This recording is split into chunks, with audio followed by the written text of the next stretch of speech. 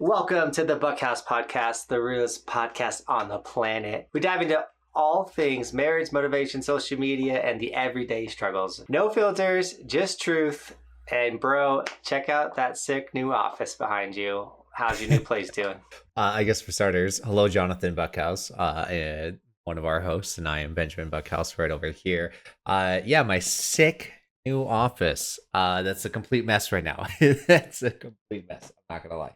But on a real note, yes, I am like the dust is settling at our new place. My office is always the last thing to get set up. Right with the wife, I focus on things like our bedroom and our living room, get those set up, and then after those are set up, just go ahead and kind of finalize some details in the kitchen, start hanging some stuff. Something that we've done recently is we've got a lot of hardwood floor in our new place, so we're like putting rugs down to help out with that, but also like sticking like getting rug stickers or whatever, rug mat The holders. things like I used to snowboard with the guy that invented the sticky, or his family invented the stuff that goes under the rug. That's the most random thing you could have ever said to me. That's why it's funny that you brought it up, because he invented, his family, and they were very wealthy, but they invented the bottom piece, and he used to do like one-on-one shred days and stuff with me. So that's pretty funny. But don't worry, a new office is going to be messy as you set it up. And then once you get established in an office, it gets messy because you're established and you just collect so much junk. And then you're like, I don't know where to put this. Now, my office is in need for a full overhaul. Plus, like, I got fully kicked out of the house. So, like, all of my clothes now are in my office. And, like, I have nothing inside the house that's mine. No, it's nice because so with my move recently, we have increased the size of our house. It only by like 300 square feet, but it feels like it was doubled in size. So behind me, we've got two doors. This door that I'm pointing at right here, guys, that goes to a bathroom. So we have two bathrooms in our apartment, which makes a massive difference opposed to just having one. And then this door is a walk-in closet. And then there's another door that you can't see. You got three doors. Yeah, there's another door you can't see that's right here that then goes to the main living room area. And then the wall of doors. Wall of doors. But on the other side of the living room is our other bedroom that has its own walk-in closet and its own bathroom as well. So it's amazing. The other thing that's huge about this bathroom that's right behind me is that it's a Jack and Jill, meaning it actually wraps around back to like the living room / kitchen area. So that way, like, our guests can easily go to a bathroom without like going into a bedroom or anything like that. Like, it's really nice, and we are really excited for it. Man. Dude, it's the simple things. And with this wall, so in our previous podcast episodes, I had my webcam still on the same monitor, but just the way that my office was set up was like it kind of was isolated of just looking at one wall, and so I was able to like hang some stuff on the wall and make it easier. Now though, it's on the same computer, but it's like opened up to it's like opened up to the entire room now. So I'm like, I gotta figure out what I'm gonna do this entire room to make it nice in the background. That's the snowboard that we used on the 130-day challenge. I'm gonna hang that up here, stuff like that. So I'll figure it out. But yeah. I keep it being one wall behind me because my office is once again a disaster.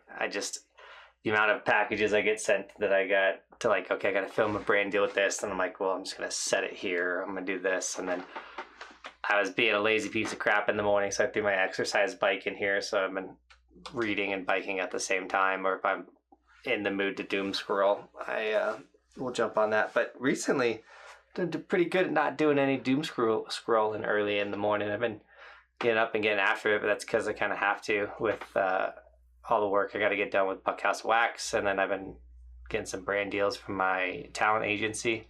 It's actually finally getting me some work, which is nice. And so it's easy to like suck into like the doom scroll and not having a good start to the day when you got nothing to do. But like when I'm got things to do and I'm excited about it, like I can so easily turn off like that like doom scrolliness and like just get after it.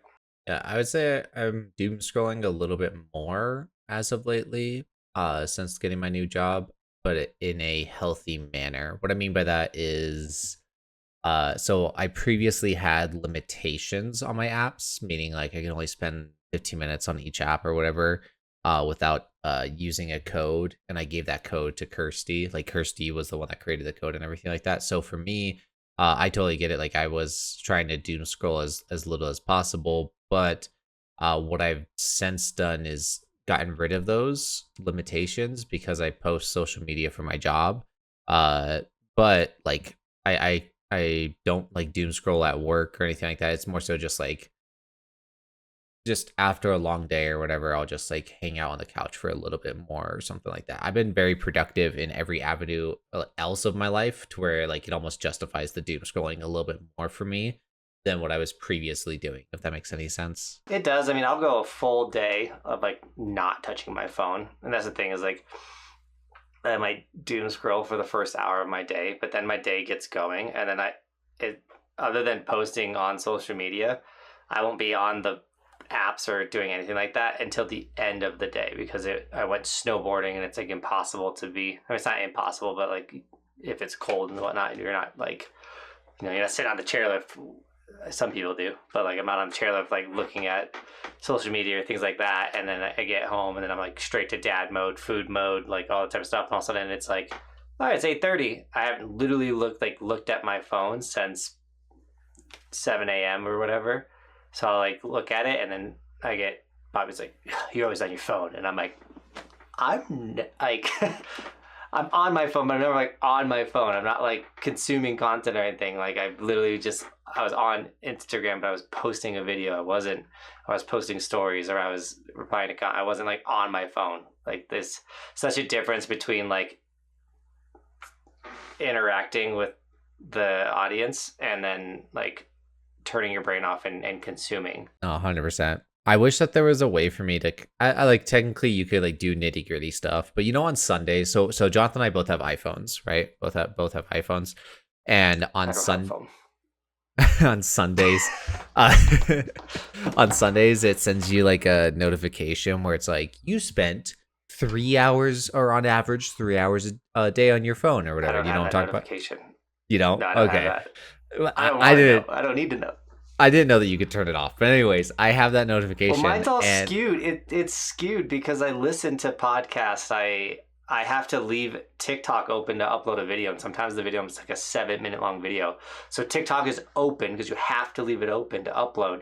So also TikTok's open for an hour and a half uploading a video, and then it's like, oh, you just spent an hour and a half on TikTok, and it's like, no, I didn't. Real quick, so number one, I didn't know that you could turn that off, so that's cool. I'll look into that. But no, I agree. It's skewed. The other thing, you can upload to TikTok from your computer. So you don't, I know that you edit on your computer. So instead of like transferring it to your phone and then uploading from your phone, you can just do it to your computer. But I see what I do a lot of though is like single run top to bottoms that I just reframe on my phone and I upload it from my phone. Okay. So if you reframe it on your phone, then never mind. But anyways, but TikTok did ask me, so I got a TikTok rep, by the way. Which you is have a cool. TikTok rep. Yeah. I was on the phone with her. She's a real person. And so don't tell Bobby. I asked her how to get verified is the first thing. So hopefully I get TikTok verified. And then 2, TikTok has me in a program where they don't care about how many comments, how many views, whatever. They want me to just make high-end edited content with captions. And so the frustrating thing is it's got to be over a minute long. So I've been the last couple of days trying to like pump out some like highly edited content for TikTok. But based off of the content I post, I actually get paid pretty nicely for just videos that even like they tank as long as it's like what they want to see on the app. They're going to pay me. So they're like paying you for your work rather than results right now? Yeah. That's kind of nice, I guess you could say. But I also get paid for my results. So I'm getting 2 types of pay on TikTok right now. Okay. That's good. It's kind of cool. Say something. Shoot. But I want the check mark. I think the check mark is so important. Still, like even on Instagram, though, people can pay for the check mark. having the check mark, because I would say maybe like 20% of people pay for the check mark, or like, you know, like 20% of people on Instagram have the check mark, because you don't have it. No, I also don't really. I don't pay for any social media. So you don't pay for it, but I can promise as a content creator, when someone with that blue check mark DMs me or comments, I always go check out their profile. So and I've noticed that when I comment or I reach out to people, I now always get a response because I have a blue check mark. Okay. I'm looking into investing a little bit more into my social media, and what I mean by that is like the monetary aspect of it. So I'm not giving up on it, but I haven't been posting as much on my car sales content as I probably like should be, but it's kind of a good problem, right? This is something that I've been really dwelling in, is like the better you do in life, the more problems you have, right? Of something that I've been struggling with when it comes to creating content is I've been just selling cars. Like I've just been honestly killing 12 it. cars, 11 cars. Yeah, I've been killing it at work, and so it's made it to where like I haven't really had the time to go ahead and make social media content. So like I'm okay with that. You know, at the end of the day, I'm okay with that. But I haven't had any sales. Not to cut you out, but to me that would mean you got to simplify your social media content, because you don't want to not be doing anything. So I know you posted some like pretty edited videos, which are great to do when you're slow, but what you need to figure out a style or something to post while it's like crazy busy. So let's say you sold 2 cars in a day and that was your whole day, was all of the cars. But if there's something that you could quickly, even if it's an old piece of content, so like make 2 or 3 videos that are very generic, like I'm Buck here at blah, blah. We have all these used cars, like come find me. And it's the same video, and you upload it maybe once or twice a week on the really, really busy days. That keeps you in the algorithm and not posting. So like for me, when I sold out my summer camp this year, I posted the same video 6 times, but every time I posted, I literally got a new person to camp.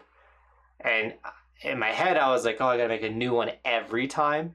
And I was like, I'm so busy, I can't make a new camp video every single time I need to post about camp. I'm just gonna post about camp with what I have. And I would repost the 3 that I made, but the one specifically where I was like in my backyard park, and I was like, you should come to my back. Like, I know you want to ride my backyard park, but you can't, so come ride with me at Hood. That one is the one that sold out my camp. Yeah, now that you're saying that, like Just there's some stuff like, no, it makes sense, because like there's a couple of things that I could probably do 100%. And it's like a commercial, you know. Yeah, make just a mini commercial. Well, what I was just thinking of is really like busy. Something I should do every day anyways, and it's just like a quick 5 to 10 minute drive, is just like go and look at our new inventory, right? And it's not that I don't do that, but just like super fun and easy video. Yeah, exactly. So I could just do that. The other thing though is so I don't want to make this my primary content, but the videos that have done the best for me, particularly on Instagram, I've got one with like 2,500 views, another one with 3,000 views, are the CapCut templates. I don't know if you know what I'm referring to at all. So if you don't have CapCut, bro, I would recommend downloading it. It's a free app. It's what Tyler uses to edit.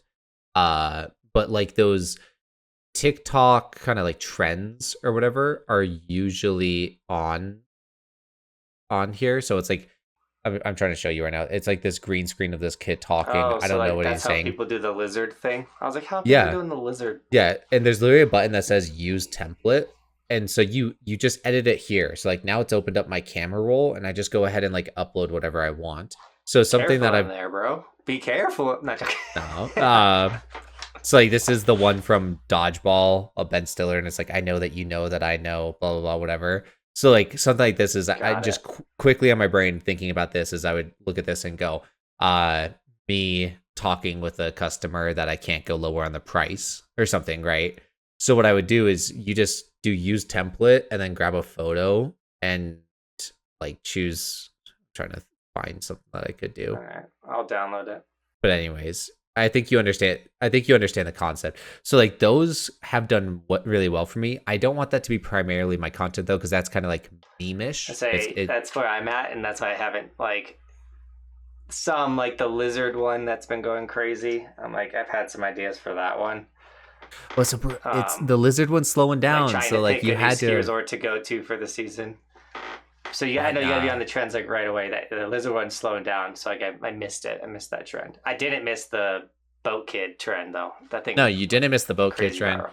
The boat kid one, there was an idea I had. I wouldn't say I'm not doing good with it, but like something that's difficult in this industry of car sales is people. They're not as helpful, like your colleagues. My team is a little bit more helpful, but they're kind of like it's very much like what's in it for me type stuff. So like having people help film for social media is a little bit kind of teeter-tottery of like, will somebody help me? Will somebody not? But yeah, get a tripod, dude. Well, what I was going to do is that, so even with the tripod, bro, with the boat kid, what I was going to do was stand in the bed of a truck and like do the boat kid thing. But even still, I would have somebody driving. Right. So it's like, even with the tripod, I would still need somebody to drive the truck. Be in a moving vehicle. What? That's dangerous. And that's the other thing is that's dangerous, right? So, anyways, standing on someone's new truck they want to buy though on their hood. Anyway, yeah. So, you could have been like, stood on your hood, get a discount, come see Buck. Well, I was gonna stand in the bed. I was like, as you're saying, I like staying in the bed of a truck. I could do the boat kit and be like, be directing customers to their new vehicles, like. So, anyways, no, there's ideas. I gotta keep doing it, and it's a slow roll. It's just tough because like, especially right now, like I'm trying to make a statement, right? So I was there technically like the end of June. And then, and like the end of June was kind of, I don't want to say a joke, but like at the end of June, it was very much just like, hey, dude, like we're finishing up the month. It's a little busy. Like just go hang out. We'll be like, next week things will wrap up or like start up for you. And I'm like, okay, sounds good. So like June was its own thing. And then the first week of July, I actually ended up selling like a car and a half or something like that. So like, that's cool.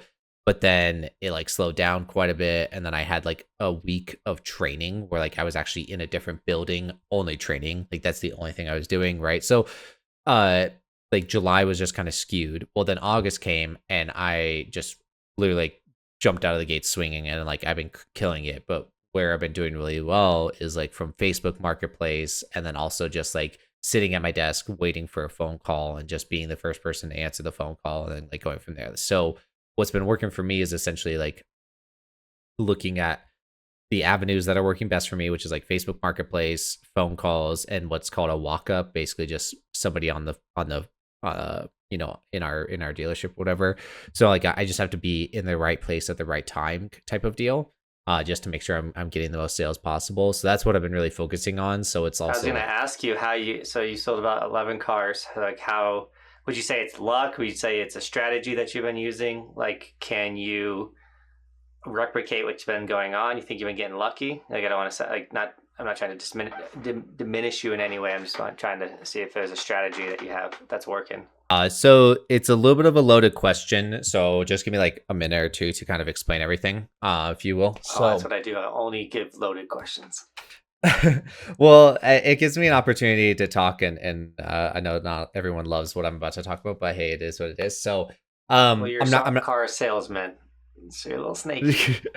No, you'll see in a second. So, anyways, when the month first started, I believe that there was some luck, right? And to be quite blunt, like the very first, it's like on August 1st, I was kind of given a sale. It's called spoon feeding, right? I was kind of given a sale.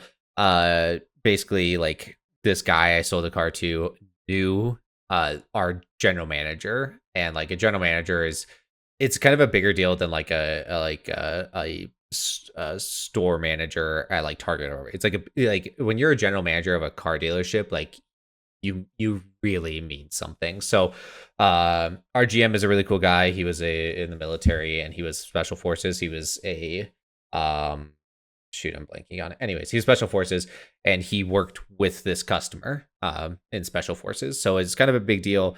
I just so happened to like run into him and greet him, and like the rest of the sale was pretty much done for me. I just had to like be the salesperson. So anyways, yeah, I guess there was some luck there, but to follow, there was a couple other things where like I had a couple more sales, and I was like, oh, maybe I'm just lucky or whatever. But then I stopped for a second, and I was like, it's not luck. It's not luck, because Johnathan and I preach this all the time, that luck is when preparation meets opportunity, right? Although I was like, getting the sales or whatever, I was also prepared for the sales. It's not like I was just like, getting away with it or anything like that. The other thing though, that's important is, I've been praying. I've been praying a ton. I've been really diving into the Bible and everything like that. And I really was asking God to bless me with amazing opportunities at my job. And I was, praying for him to bless me with the job, like to get the job to begin with. And then from there, while I'm there, like to be able to make money and to have these opportunities and everything like that. And so for a second, I was sitting there and I was like, it's not luck. Like it really isn't, because I'm honestly putting myself in the right place at the right time, but also like I'm praying on this, and like I can't discredit as a Christian man. I'm sorry, like I said, not everyone loves when I talk about this, but like as a Christian man, I'm not going to discredit God's miracles or God's blessings in my life and say that it's based on luck. Like, and there was a realization that I had, and it was a very like spiritual growth moment, I guess you could say, that I had, where it's like, no, I'm not lucky, because I kept saying that, and I was like, what am I doing? And it wasn't luck. It was really like I was just being blessed in a lot of ways. But you could really diminish like some greatness because of quote unquote luck. Like everybody has a level of luck, but like you said, like luck is when preparation meets opportunity. Like for me, I might get lucky that I get invited to go to Italy, but like I got invited to go to Italy because I made a piece of content that caught the right person's eye. Like, yes, that's lucky, but I made that piece of content. I put in that effort. I did the proper steps to get lucky. So you can't diminish what you're doing, but also there's a level for you. There's a level of execution and turning that person that you've now come in contact with into a sale. There is that turning point. Yeah, no, exactly. And like, I'll be honest. Like, there's been times where like I've it's part of the job. It really is, of like utilizing your managers to help close a deal. Like that's part of the job. But once again, like what I did was, I'm not going to go too deep into the sale, but basically, like on Tuesday of last week, I sold a customer. My customer was sold, but there was a situation with their credit where it was frozen. They didn't remember the password for their login to unfreeze the credit. Well, we can't do a car deal without credit, so we like signed some paperwork. Everything was good to go. We sent them home, and they were going to return on Thursday. Well, when we sent them home, they started thinking a little bit more, and then they ended up backing out on the sale, basically buyer's remorse. And because we didn't finalize anything, like they were able to do that. So for the next couple of days, like I was still working it, like, oh, come on, like what did we miss? Like, what do we need to do here, there, wherever, like trying to gain their business. And eventually I went to my manager. I was like, can I have that deal? And he was like, why? I was like, because I'm going to go take it to our general sales manager. They tell us to do this, but not everyone does it. They're like, get the general sales manager involved, get the GM involved, like work your people, like close these deals. So I went to my manager. I was like, can I have the deal? He's like, why? I was like, because I'm going to go take it to the GSM. He's like, that's actually a really good idea. Gives me the deal. I go take it to the GSM. He gets involved. My GM overhears and he gets involved. And then guess what? We ended up closing the deal this week. Like I'm doing what they're telling me to do that other people are afraid to do, or their ego's too big to do. And I'm just like, I don't have an ego. I don't want an ego. I'm here to work. I don't care how I'm going to close the deals, as long as I'm closing the deals and helping my customers. Right. So I don't know, like I'm just doing the right thing. I have a totally different mindset. I'm like, I don't care. I'm trying to feed my family. I'm closing these deals because I need that paper. That's essentially what it is like, and that's how like the people that do well, that's what it is they have that driving motivation of like, I've got to feed my family. I've got to provide for my family. Like I'm going to make this happen. And that's the way I am right now, is like, I'm gonna close these deals. Like I'm going to get to the GSM involved, the GM. I don't care. I'm gonna get this done.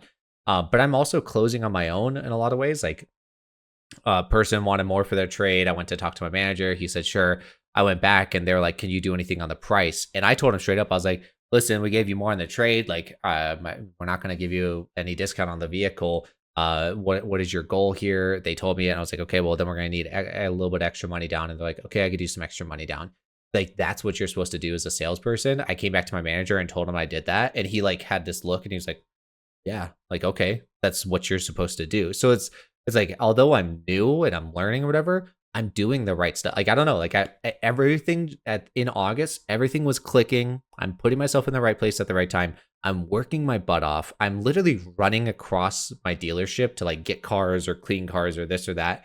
And I'm going to give glory to God here. Like I can do all things through Christ who strengthens me type stuff. Like, sorry for preaching on that or whatever, if you have that opinion, but like God's making waves in my life and I'm going to ride those waves and let people know about it. So, yeah. Bro, you got to hit 3 in a row. 3 months in a row being the number one sales guy. You got to make a statement. Dude, I'm already there. I've already thought about the 3 months and I kind of want to dive into that a little bit as well. Cause like, so because you sold the most cars right now. Kind of, I'm competing with another. So I'm competing with one other girl who is like, she just got a promotion. Like she is a top salesman. She's been a top salesman for like the last year. Right. But that means I'm competing with the top dog. Like I'm more than okay with that type deal. Right.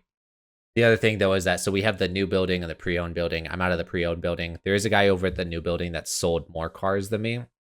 But like, hey, I'm not like, yes, I'm competing, but like, I'm just proud of myself. Dude, you're selling old junker cars, man. He's got the new ones. That's cheating.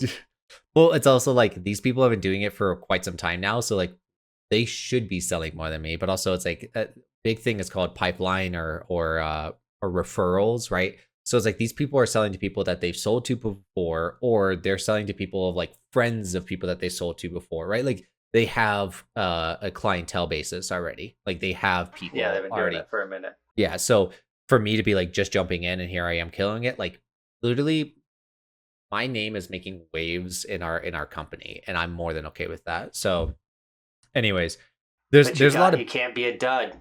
Can't be a dud next month. Dude, then it's dude, like, I'm you just had one good month.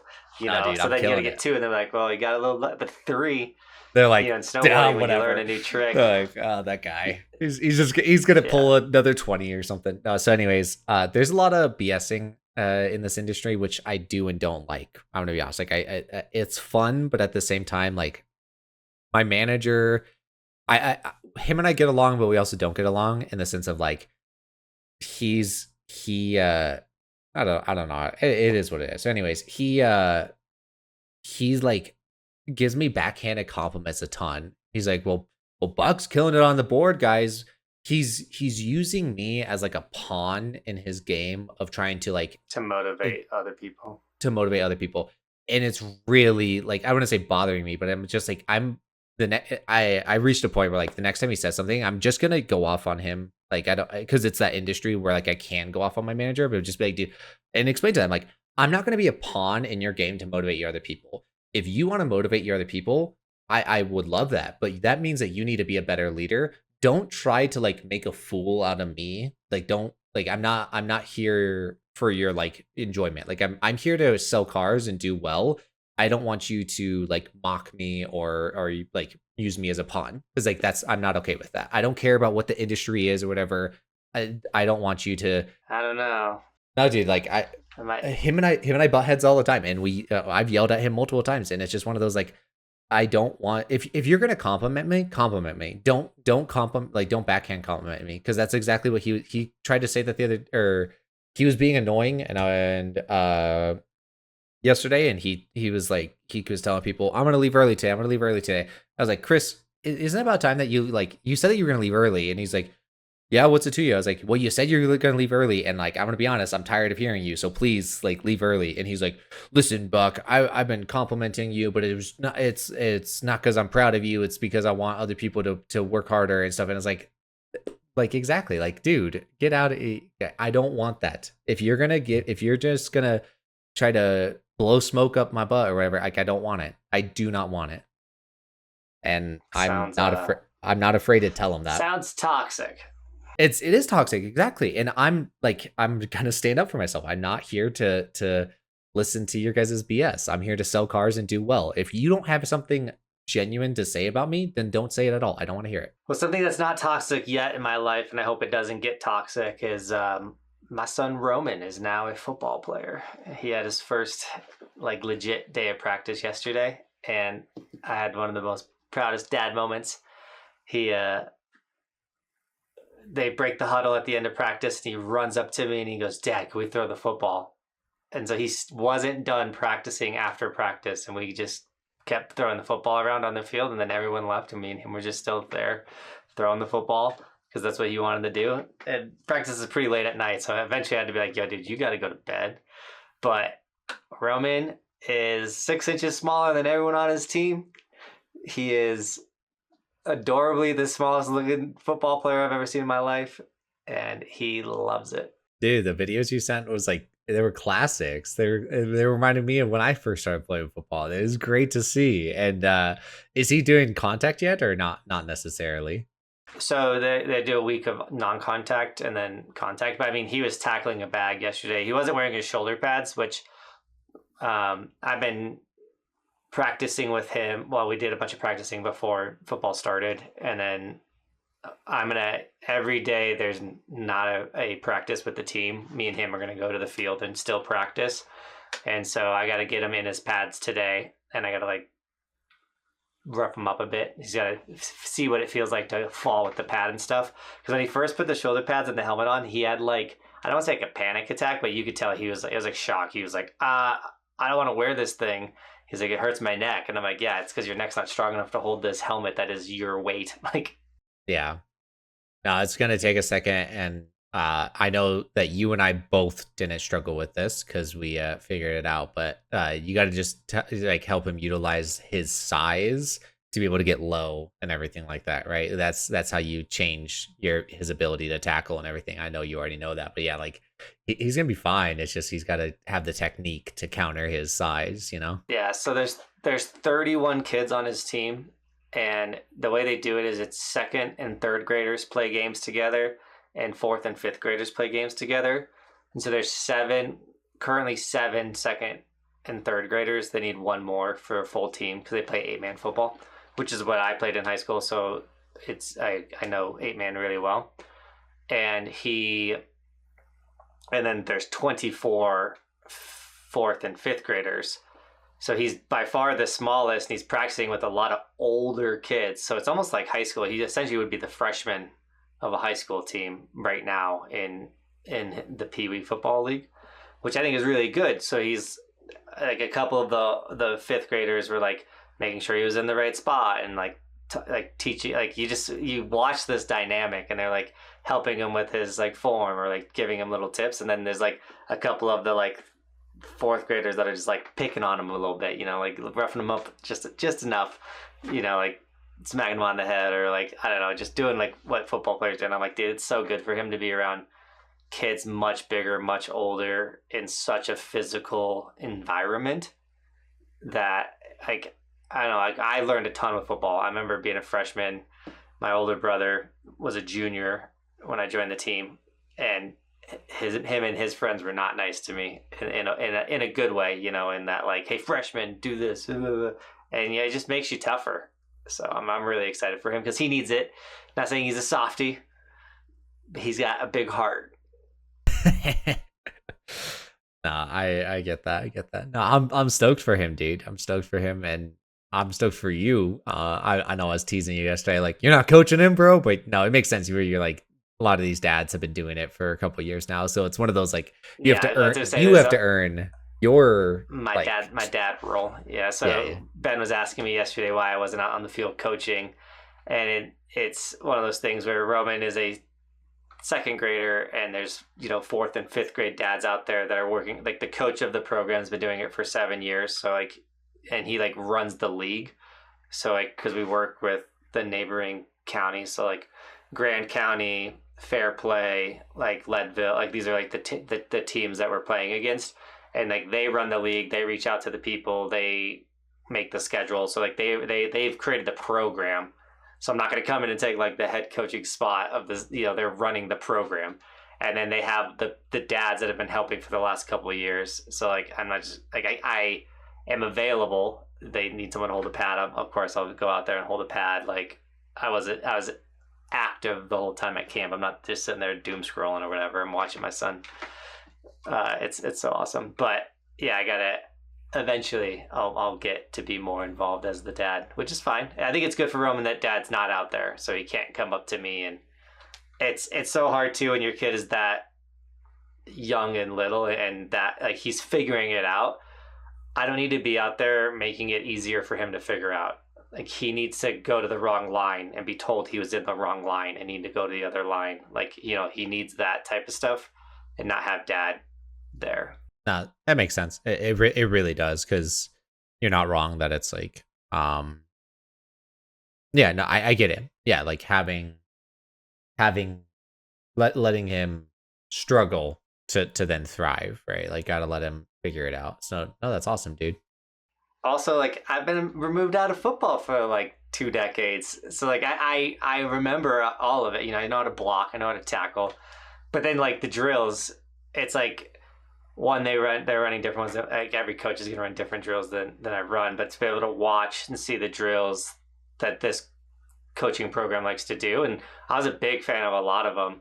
And even just like day one, first practice, they were out there tackling dummies. They didn't even have shoulder pads on. And I'm like, cool. Like it's nice that Roman's on the big team, if that makes sense, because in high school we were always the small team, like not enough players. Or like I remember playing 8-man football my freshman year with 10 players, and we'd show up to a school and they have like 36 players on their team. We would still beat them. Like surprisingly, Tyler Horner, we had a couple really good athletes a couple of years. So like we show up with 10 people. And people thought they were going to smash us, and then we'd actually end up beating. A team of 10 shows up and beats the team of 36. It's like wild. But because Silverthorne or Summit County is the largest county in the area, we actually have the largest team. So it's kind of nice to be on the better program. So like when Roman's younger and learning, they have really good equipment. They have really, where I remember like our equipment was so old and beat up, like seeing the kids, like his helmet and his shoulder pads, I'm like, dude, these things are pretty nice. Like, not to one up you, bro, but no, at the same school, I played 6-man football with 6 people on the team. I was the quarterback and safety, and one of our players was a foreign exchange student that barely spoke English. Like, oh no, I get it. It's tough. Hola, ¿cómo estás? No, he was Korean, so it's even more different. But yeah, it's very different when you're playing on those smaller teams. There was one time we played the School of Deaf and Blind. There's a deaf and blind school here in Colorado Springs. We played against them, and one of their players, I know them well. One of their players got hurt. That was the only time. And just as a team, we're like, let's just do 5-man, or like as the coaches, they're like, let's just do 5-man just to finish this game up or whatever. That was the one time I got to take a break from playing on defense, was because I there was an injured player on the other team. So it's hard, man. These being in the smaller schools, like when I was there, like our issue was less people were getting put into private school, and that's probably because of the cost. Being alive is getting more and more expensive, and private schools are expensive, things like that. So there was just less kids going to private school. And then, like even we are dealing it with Fair Play right now. They don't want to do tackle, they want to do flag. And so like a lot of programs are going from tackle to flag. And a lot of that's parents because of concussion, things like that. And it's just like, I don't know. I don't want to live in a soft world. Like, sure, like, I know that Roman's in football and he could get a concussion. I played football. I definitely probably got a concussion. I snowboard. I definitely got concussions. Yes. But I don't want to live a life where I don't do things because my body could get hurt. I just don't think that's like the route to live. And same thing with Roman. Like, I don't know, like football, one is it's the only adult sport, or it's only a sport that you can only play as a kid. And then when you become an adult, eventually you can't play anymore. Like me and Ben aren't going out and playing tackle football. I'm sure there's leagues out there and things like that, but like the reality is it's not a thing. You know, like I could go to the gym right now and pick up 5 games of basketball or volleyball or join a league, baseball, or softball, but you go play flag football, like tackle football, that's kind of like college or like really legit, like adult programs that you don't want to be playing with those like ex NFL players, like, so it's a really special moment in time to play high school football, and like, junior high, peewee. Like, it's a really special moment, and you learn a lot of life lessons in that time frame, and then they're gone, or it goes away. I get it, and I had a roommate at one time.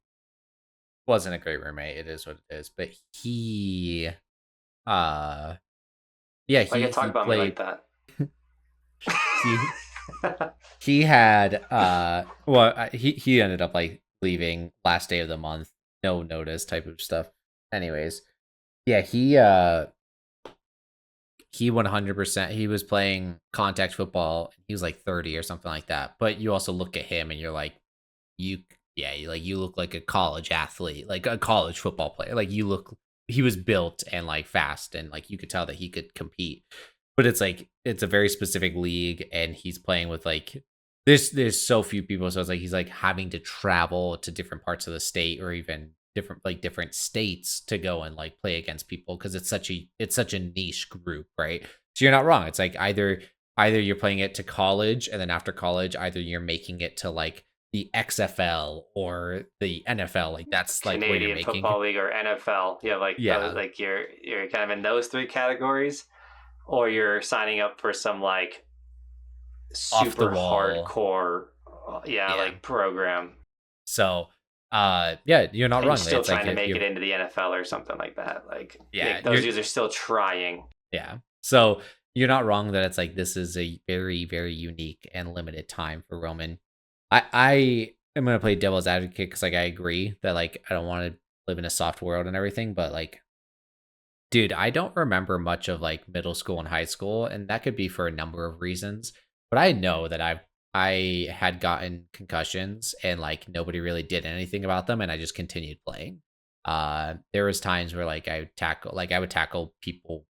We going to a small school, we played against like country boys a lot. Like we played against other small schools in the area that are like in the middle of nowhere, Farmville, and those kids are like, literally double, if not triple my size and weight and everything like that. Like these kids are massive, and I'd go and tackle them, and like I had refs pull me aside and like stare in my eyes like, "You good, dude?" Like, checking on me.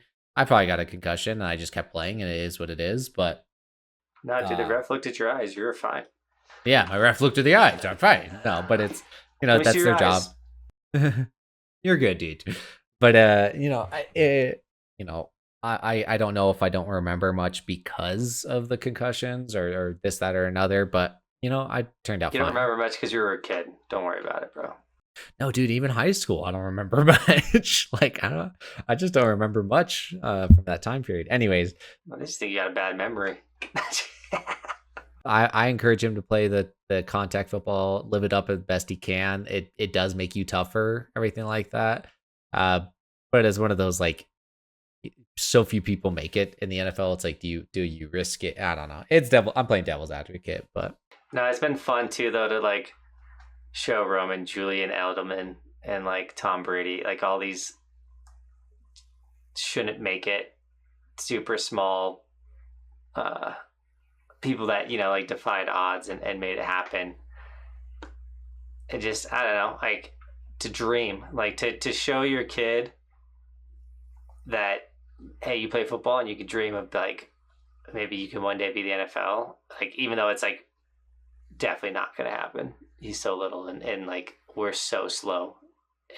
As Buckhouse's speed was not the gift God gave us, but to get that gut feeling of like a dream, or like to someone else's dream, to get so motivated by it, like those are special feelings that I feel like if you're just living a normal life, you don't almost get to feel those feelings. I don't know, and that's sad. I know what you mean, and I don't want to put doubt in anyone's eyes, especially Darren Sproles, right? Darren Sproles is one of my favorite people to reference, because 5'4" and in the NFL, right? So short, but he managed to make it work. Noticing that you got a confused look on your face. Everything good, bro? You hear me? Jonathan? Little side note for the viewers and listeners. Jonathan and I are like FaceTiming, I guess you could say, to try to make it a little bit more interactive a podcast for you guys. So I hope that's working out for you, or I hope it's working out. Let me know what you guys are thinking, if it seems a little bit more interactive, a little bit more fast paced, everything like that. But I am noticing that Jonathan seems a little confused at the moment. So I have no idea I can see you now. Yeah, I have no idea what you said prior. I said kids not feeling the dreaming, and then I know you talked a good amount, but I have no idea what you said. Oh, you're fine. I was talking about Darren Sproles, right? I was talking about Darren Sproles and how 5'4" guy can make it to the NFL. So like anything's possible, right? And I'm not trying to say that Roman can't make it or anything. And I know that he wanted to be. I don't know if he still does. He wanted to be a kicker for the NFL and everything. So like anything's possible. There was somebody that went to I forget the name of it. Small school in Colorado where our little sisters were going. TCA. He was a kicker and ended up he played for the Green Bay Packers. Actually, he was a kicker for the Green Bay Packers. We ended up dropping him and everything, but regardless, like it's 100%. It's 100% possible that Roman can make something happen. Don't let me crush any dreams or anything like that. So. Well, I tell him all the time. I say, "Hey, look, your dad's not not the best snowboarder, but he's figured out how to do it for his job and for a living. He could fall in love with football and want to make football his livelihood and end up being a coach, end up being a college coach, or it doesn't have to be even an NFL coach, or like just an equipment manager. I don't know, like whatever your dream is. Like there's a way to make a version of your dream a reality. You don't have to be Tom Brady to be to have a successful football story or football life. And I think so many people get caught up in that. Like if in my head, if the only way I could be a pro snowboarder or do snowboarding for a living was to compete in the X Games, I never would have made it. But that wasn't the reality. I said I would tell myself, one day I'm going to find something in snowboarding that becomes my living, and I'm going to be able to like snowboard for a living. And I figured that out, and I found that out. I actually love what you're saying, because the reality is I feel like so many people get stuck on it is exactly what you're saying. Like if I don't become a pro athlete, I'm not going to make it or whatever. And it's like there's so many levels to any job, right?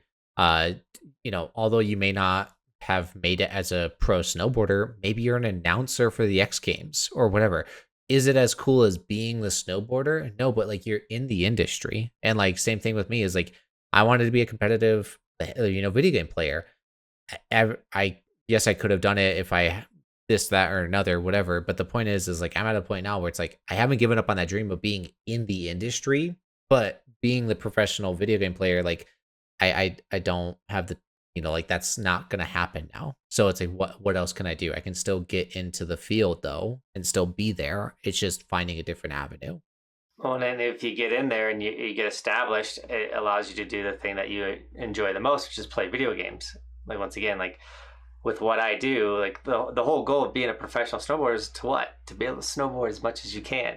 Well, I get to snowboard as much as I want, which was the goal, was I wanted to snowboard. Football players want to play football. If you're a head coach, you get to go out there and throw the football around and be in football and quote unquote still play it, scheme it, you might be not the one getting tackled, but you're doing it. And so don't give up on your dreams. There's always other avenues of figuring out how to make what you want your livelihood. Yeah, no, I love it. And it's awesome that you get to pretty much do like what a pro snowboarder does, right? You get to go snowboarding every single day. Like that's what you get to do. And honestly, I think that I'm going to say that your job is cooler, but like, dude, you get to travel to like all these resorts and you get to travel to different countries and stuff like that. And when you're a professional snowboarder, can you do that? Of course. But for the most part, you're showing up to a terrain park every single day and only doing that. For the most part, that's what you're doing. Well, and normally too, you do show up at these really cool other resorts, but you're showing up and you have to go right to competition. You have to ride right away, and then you leave because you got to go catch the next competition, which is the next weekend. So like, you didn't like explore the mountain, you didn't explore the town. Like you literally flew in, showed up, practiced, went to bed, woke up, competed, went to bed, competed, went home. Like it's not as enjoyable or slow or chill. And the nice thing too is like I don't have to fear dying. If I wake up and I'm like, it's an off day, like it's puking, it's dead, or whatever, I don't have to go throw a triple. Like I could just ride mellow. Yeah. It's funny. I was actually just thinking about that. I don't remember exactly why, but I was just thinking about that the other day when it comes to those professional athletes. It's like, oh my goodness, they get to travel for work. They're going to all these new countries or all these new cities, blah, blah. They're not actually doing anything. They get on a private jet, show up, get in a bus that takes them right to the arena that they're playing in, play, and then leave. Like, that's what they do. Or they stay in a hotel that they can't leave. They're not allowed to leave the hotel. So you might have played in London, as an NFL player, you got to play in London, but you only saw the hotel and the stadium. Like, you didn't get to, like, go see other things. So, I mean, it's still awesome. You're still there. You still got to be in front of 78, 100,000 people, but no, it's definitely different. Yeah. No, it's kind of like, let's say, you don't make it as an NFL player, but you make it as one of like those dude perfect trick shotters, right? Where you could throw a football, 500 yards into a basketball hoop or whatever. And like, then you're this YouTube sensation, whatever. You can travel to different countries and cities and everything like that. But then you can just like stay there and hang out. Like, you're not on like this super tight timeline of like, well, I got to go to my next city to go play a new game or whatever. It's like you get that opportunity of like traveling the world and seeing all this stuff and doing really cool stuff, but you're also not like, it's on your time. It's not on like a deadline or. Yeah, no, I'm very thankful and very blessed for the life I get to live, and the fact that I get to do it for myself. Like, even so, me and Roman just went out to Gilson warehouse again for their Rail Jam event, and then we went and rode Big Snow, and like we had this really rad trip where we went to New York City for a day, went to Pennsylvania, rode in their rail, like had them set up their event, rode in their Rail Jam, and then the next day went and rode Big Snow, and then did another day in New York, and then flew home. Fully covered by Gilson. Basically, it would be like if I was a professional rider for Gilson, but I don't ride for Gilson. I ride for myself, and Gilson's so cool with me not being a signed athlete for them. And I like ride this fine line of like, hey, I can ride Gilson boards and review Gilson stuff, but I can also like ride the board that I really like, which is the Burton Custom. And I just live in this different world that's not like, oh, all I do is compete, so I have to be on this board because they're paying me to compete with this board. And I don't know, it's so different, but like got to go live the whole pro snowboarder, like the experience just on that was only one, that was like just the recent trip, that happened a week ago. Yeah. So, we're going to be wrapping up the podcast momentarily. So I wanted to ask about that trip. Did you want to kind of have any recaps about Buckhouse Wax, where you're at with that, or do we want to wait for another podcast for that? Definitely, there's a lot going on, but if you guys have been watching the podcast for a while, I was like, hey, I'm going to launch Buckhouse Wax, and we are days away from putting in the first order. and having it really comes down to timelining of the packaging. So there's so many moving parts. So that's why it's probably best if we talk about it another time. But we got to order packaging, which they're going to give us a timeline to get that to the wax manufacturer, and then the wax manufacturer is going to have a timeline and all that type of stuff. But this season, Buckhouse wax should be dropping. So don't buy any other wax. Get ready for the best wax in the game, the quickest wax in the game, the best smelling wax in the game, the best smelling wax in the game. I wonder if we can't put a scent into it. But essentially, working on designs right now. I got to go open a bank account today for Buckhouse wax. Had to make sure all my LLCs were updated and able to take on the liability. We have to look at their insurances, because it's not a sticker that goes on someone's helmet. This is something that affects someone's performance. Like, so the possibility of getting sued. Like, there's so much, and like this is like the best part about partnering with Gilson on this and them helping me. And there's a lot of changing that happened with that too that I'd love to talk about in the next episode. But yeah, Buckhouse wax is in full motion, and I want you guys to close this podcast to realize, or if you haven't been listening for a while, like I said, I was going to do this wax company, and ideally I would have liked to have done it last winter or faster. But at the end of the day, what I have done is stayed consistent with it. What I have done is slowly chipped away and helped build those relationships to make this wax company happen. And now it is coming into fruition. So like, you might have a dream, you might have a goal. It might take longer than you were expecting. It might not be as ideal. Like it's not launching 100% of the way I first envisioned, but it is launching, and it's going to grow into what I want it to be, just little by little by little. So don't give up on your dreams. Keep working hard. And bro, 3 months in a row, it's going to happen. I'm going to sell 20 cars this month. I sell more than 20 cars this month. You sell 20 this month, so you got to get 8 more. You got to sell 1 a day. I got to sell essentially 1 a day. And the other thing that's actually quite impressive about my numbers, I missed the first 2 Saturdays of the month due to a family trip and then me moving. So, and Saturdays are obviously like our busiest days. So I'm a top salesperson, and I didn't work 2 of the weekends of the month. So it's one of those like mic drop, like get out of my face. So I'm gonna kill it. I got like less than 10 days. Technically, I got like 9 days to go sell 8 cars. I'm gonna do it. Go, and I'm gonna kill it. Get it, bro. So yeah. But I think this is a great way of wrapping up the podcast. Next podcast, we will spend a lot more time on Buckhouse wax, because I actually have a ton of questions, comments, and stuff I want to ask you about. So yeah. But for the viewers, listeners, thank you guys so much for being here. Thank you guys so much for your time. We really do appreciate it. Thank you guys for watching, listening, commenting, being part of the conversation down below.